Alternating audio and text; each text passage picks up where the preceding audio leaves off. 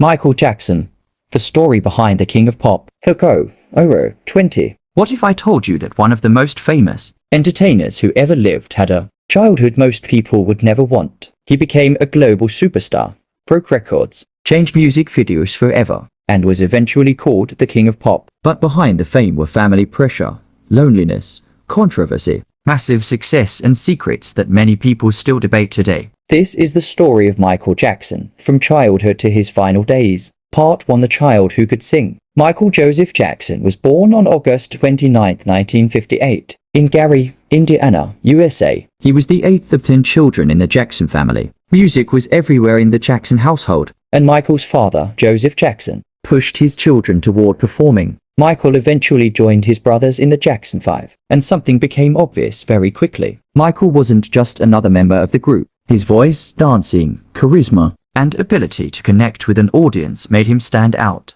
The Jackson 5 became hugely successful, and Michael became famous while he was still a child. But success came with a price. Part 2: A child who didn't get to live like one. While other children were going to school, playing with friends, and simply growing up, Michael was performing in front of enormous audiences. He later spoke about how difficult his childhood had been. He became extremely disciplined about his performances, but the pressure surrounding his childhood became part of the story people would continue discussing throughout his life. One lesser-known fact is that Michael reportedly developed a close friendship with Elizabeth Taylor, who became one of the people who publicly defended him during difficult periods. Michael's childhood fame also meant that he became increasingly fascinated with the idea of childhood itself. That would later influence his famous property, Neverland Ranch. Part 3: Micheal Jackson becomes a solo star. Michael eventually began establishing himself as a solo artist. Off the Wall, released in 1979.